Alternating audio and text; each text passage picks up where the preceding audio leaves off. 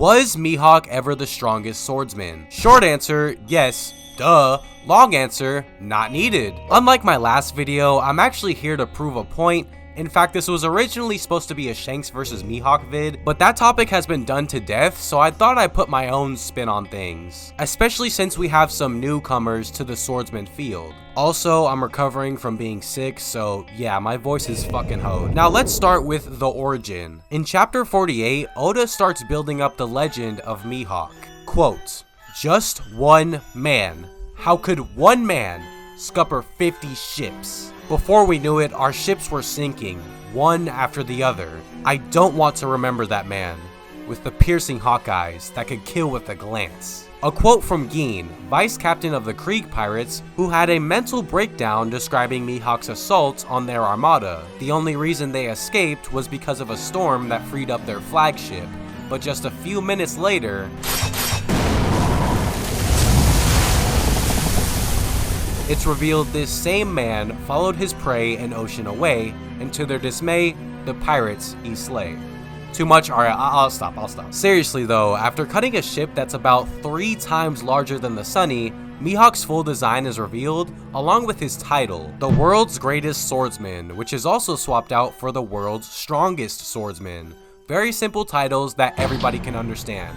Oh god. Throughout the rest of the story, these epithets are repeated by multiple characters many times over and are never disputed. In addition, the original source came from a title box. It isn't rumored like Kaido's, nor is it a rank like the Admiral's. Now, the title of World's Strongest can only be gained by defeating Mihawk, but it's unclear how he got the position. Whether he defeated the previous strongest or just proved himself so hard isn't known. What is known is that Shanks was his main rival until he lost his arm. Due to this, Mihawk refuses to duel him. It kind of implies that they were both in the running for the title before, but that's just it, an implication. Outside of the story is the same situation. Mihawk is reiterated many times to be the world's greatest / strongest swordsman, with still no clues as to how he got there. However, again, unlike Kaido, all of the external statements directly name him the strongest. There is no known as, there is no said to be, or some other pretense that implies rumor. The most basic example I can bring up is Hawk's Vivre card. Even if you don't like all these low quality scans from data books made 14 years ago, the Vivre cards are modern day media stated by Oda to contain all the stuff that he can't fit in the main story. They're the closest thing to canon besides the manga. Mihawk's entry states, "Even now he reigns supreme as the world's best in name and actuality. An exceptional master swordsman." Very simple statement that you can't really argue against. Of course, people still try, which leads us to the next section. I can't believe I'm asking this. What does being the world's strongest swordsman actually mean? There are 2 different interpretations.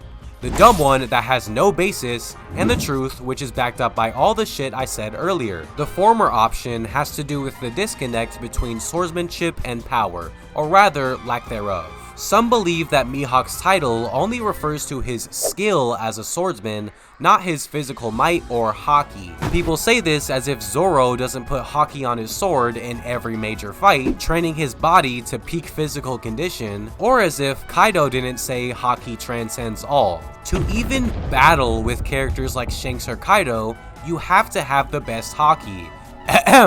Black Blade, by the way. Since Mihawk sits atop as the strongest swordsman, meaning he can beat every sword fighter, then his haki has to be better than everyone else. If you don't believe that, then you are insinuating that every time Mihawk dueled Shanks, Shanks turned his haki off, like in that one meme. It would also make no sense as to why Hawkeye taught Zoro armaments over the time skip.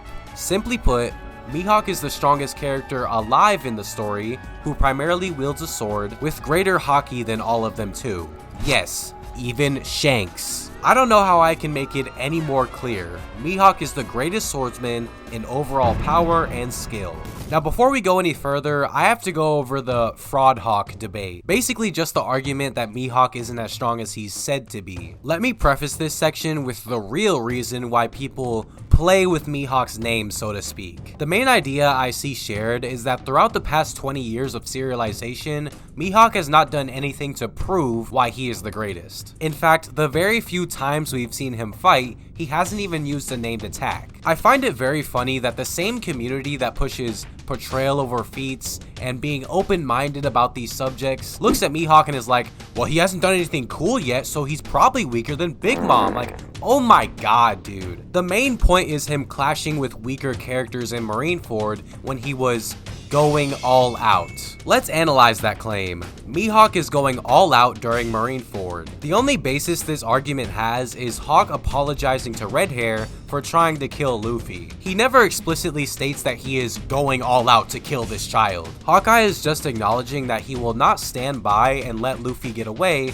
like how Boa did. He wanted to test Luffy's fate, which is why Straw Hat is one of the only 2 people Mihawk chooses to fight during that entire war. And obviously today, being unable to stop pre-time skip Luffy is not Mihawk's full power. I was gonna lay out the chain of scaling, but honestly, if you need that to convince you, you're already a lost cause. The same logic applies when he clashed with characters like Croco and Mr. One while trying to kill Luffy. Intercepting those attacks is impressive for them, but that's all they are, intercepted attacks. We've seen many times the most skilled swordsmen choose what they cut. It was the entire point of Zoro versus Mr. One. A direct example is when Mihawk tries to hit Whitebeard, but Jozu intercepts it. The attack was meant for Whitebeard, not Jozu, so it wasn't that effective against the Diamond Man. This same principle goes for Mr. One, who Mihawk laid out instantly after. But what about Vista, you may be asking? Well, it actually says that he himself is a top-class swordsman, so who's to say he can't go toe-to-toe with a suppressed Mihawk for at least a little bit? With that out of the way, we can now go over the possible candidates or exceptions to Mihawk's title. Let's get the first one out of the way, Shanks. Shanks fans come up with all sorts of arguments to weasel out of this shit, but the counter is the facts I've been listing so far. Mihawk is the strongest swordsman in both name and reality,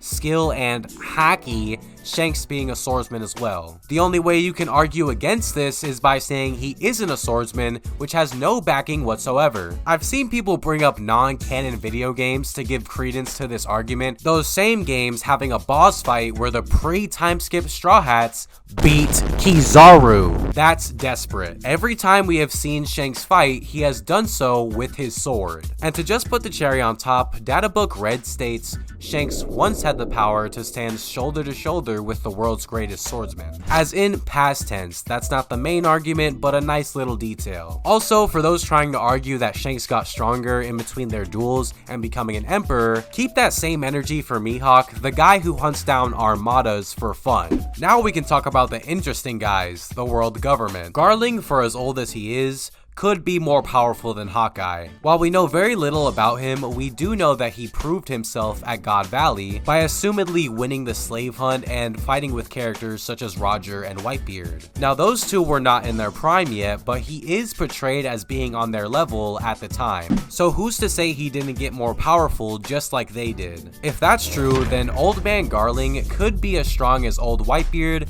who I believe to be the strongest before he died. It is a big stretch, and even so, Oldbeard had stamina problems and declines rapidly in power as seen during Marineford. It's the same situation as in my Kaido vid. Garling may start out stronger, but over the battle, his age would display as Mihawk takes the W in the end. The immortal Venus Juro is in the same boat though. Also, I like to call him Ethan because that is literally his name. Like the other 4 elders, Ethan has been quite the surprise, many considering him the second strongest due to how on go he's been. Seriously, out of all 5 of them, this guy seems to be the most dedicated to completing the mission. Every member of the Gorosei has a healing factor as well as conquers haki. Besides that though, they all specialize in different fields, with Ethan speccing into speed. Within minutes of touching down, he was able to nullify every pacifista stationed on the island. An insane feat that leans more into the travel speed area, but still pretty crazy. Now I said nullified the pacifista because he didn't just cut them down. Venus used some sort of ice technique to preserve them. Many have pointed out the similarities to Brook's chill of the underworld powers, which is fitting because the Gorosei are all demonic creatures. Brook is able to freeze entire landscapes, create ice walls, among a few other things.